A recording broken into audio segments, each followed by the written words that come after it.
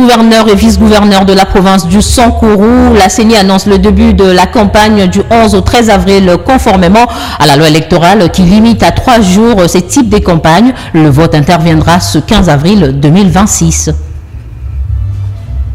Lutte contre la criminalité à Kinshasa, la police nationale congolaise a procédé jeudi 9 avril à l'interpellation de présumés auteurs d'un braquage survenu dans la commune de Barumbu. Ces personnes interpellées ont été présentées au vice-premier ministre de l'Intérieur, Jacquemain Chabani.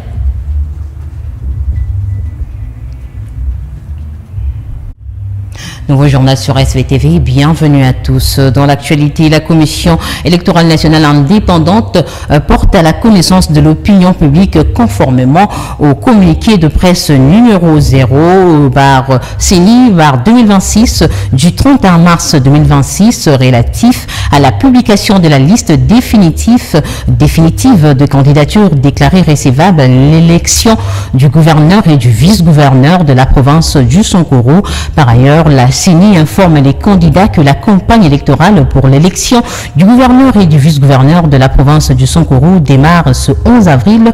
Elle prendra fin le 13 avril 2026 à minuit. Le vote du gouverneur et du vice-gouverneur de la province du Sankourou par les députés provinciaux est maintenu au mercredi 15 avril 2026, date à laquelle la CENI publiera également le résultat provisoire de ce scrutin.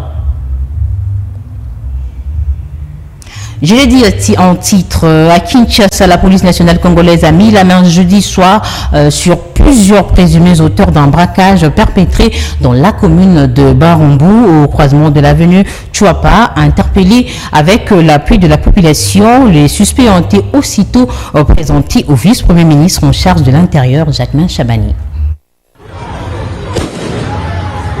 Cette interpellation intervient dans un contexte marqué par la recrudescence de braquages dans la ville-province de Kinshasa.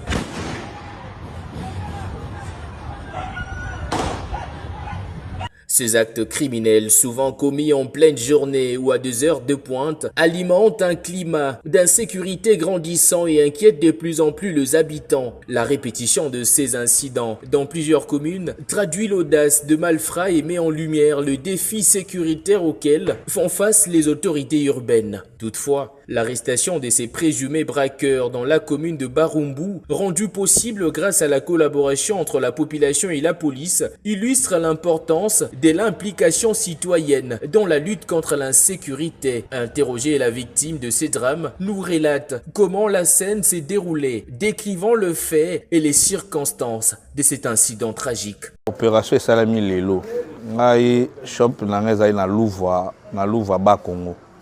Vers du 7h na Kangaki shop, on a cambiste, na sala rappel ba M-Pesa, ba Orangeman, ba service mobile wana.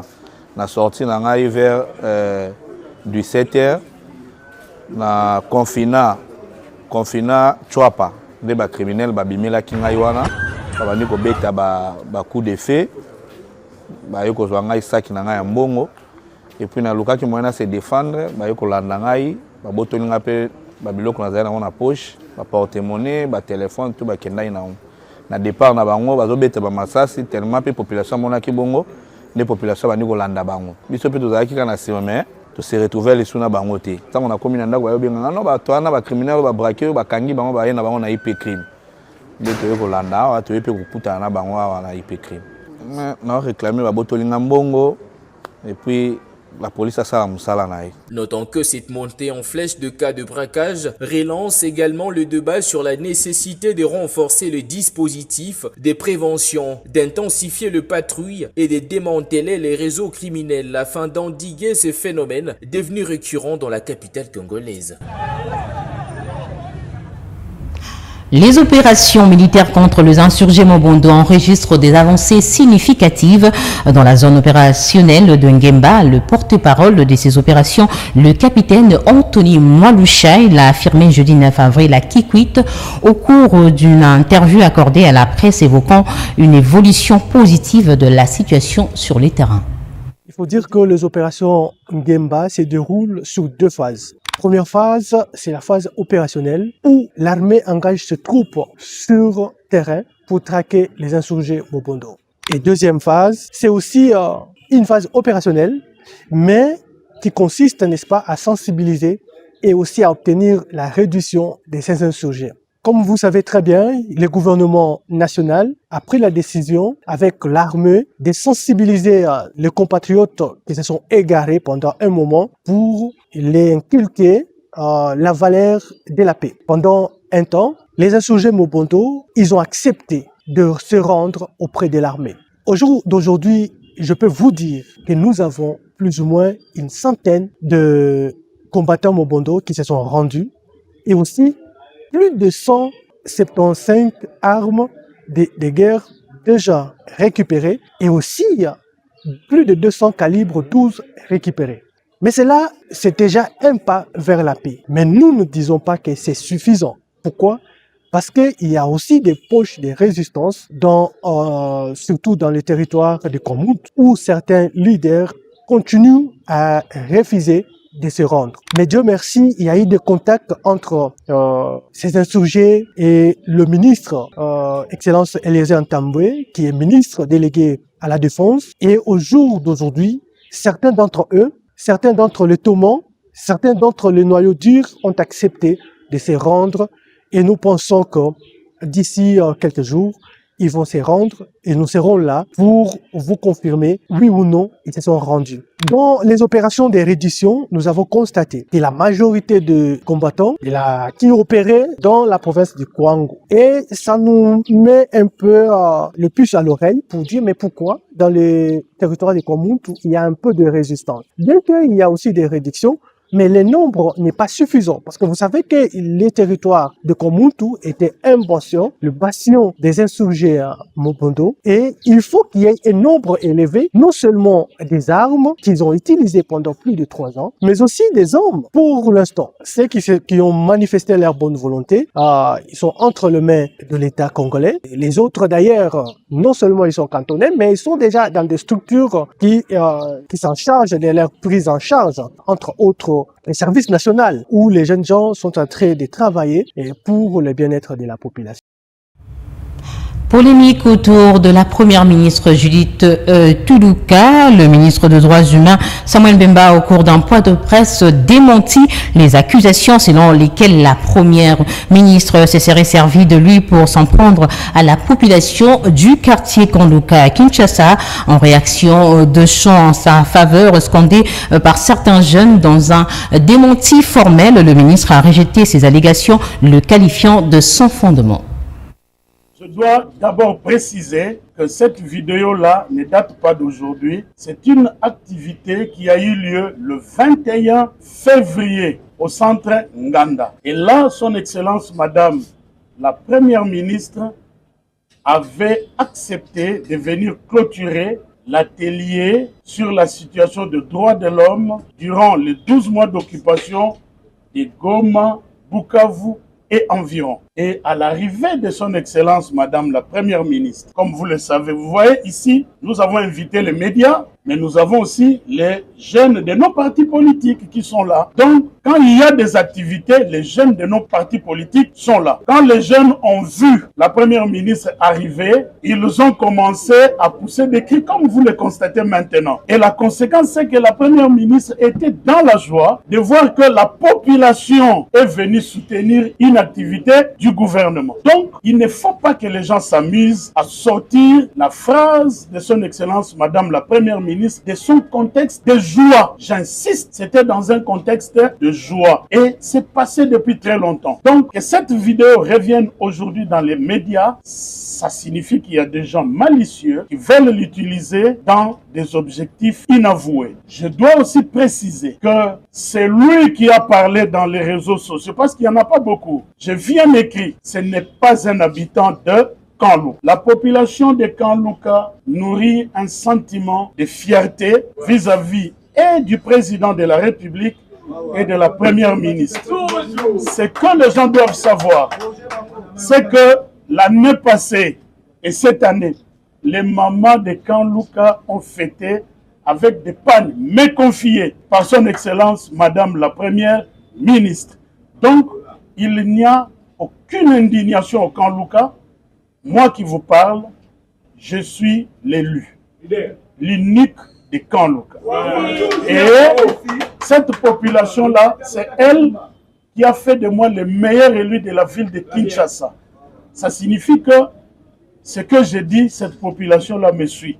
Je vous dis ici que ce sont des personnes malicieuses qui veulent utiliser cette vidéo-là à des fins inavouées, mais entre la première ministre et Kanluka, les relations sont au beau fixe et j'insiste sur le fait qu'il y a des actions qui sont menées là-bas au nom de son Excellence, Madame la Première ministre. Donc voilà, que l'on ne sorte pas cette phrase-là de son contexte, c'était une phrase de joie, de soulagement, de constater que la population était là pour soutenir une action du gouvernement.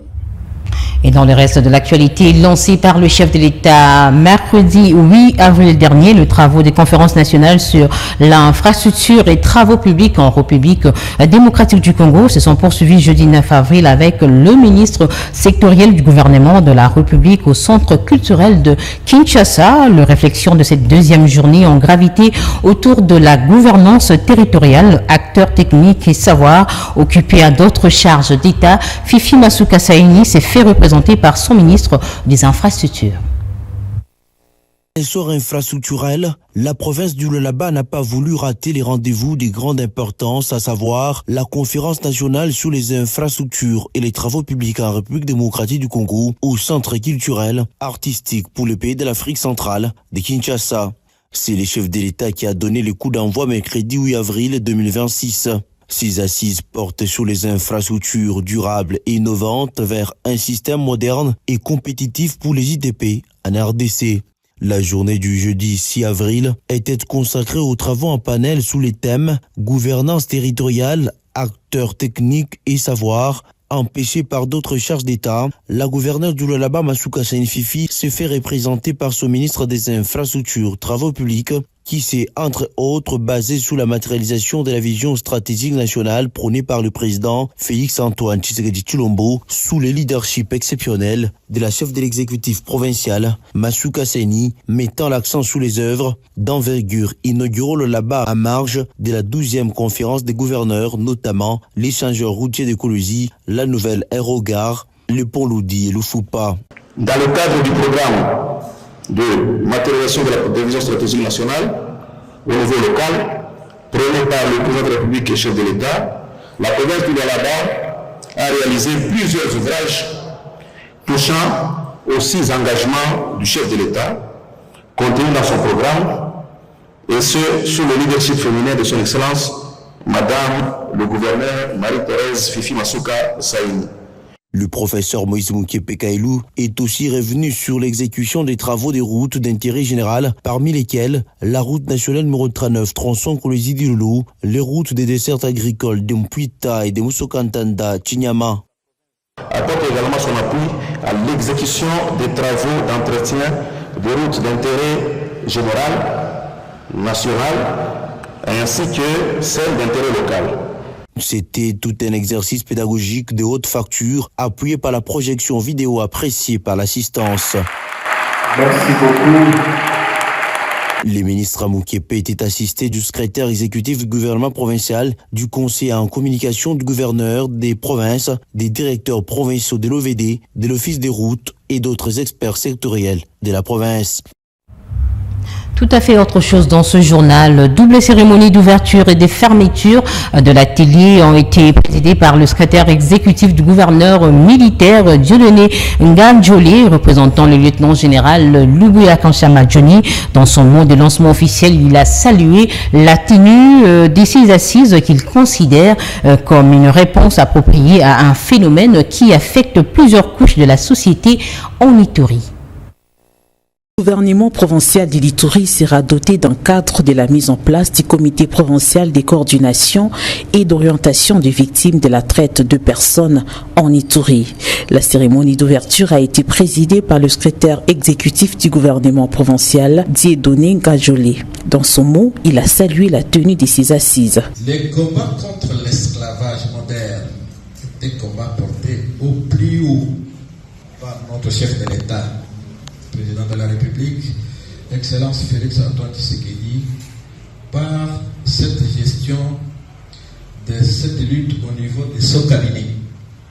En mettant en place cette coordination provinciale aujourd'hui, l'Ituri, sous le leadership de ce gouverneur militaire, le lieutenant général Boyaka Charadjoni, montre la voie et réaffirme sa détermination.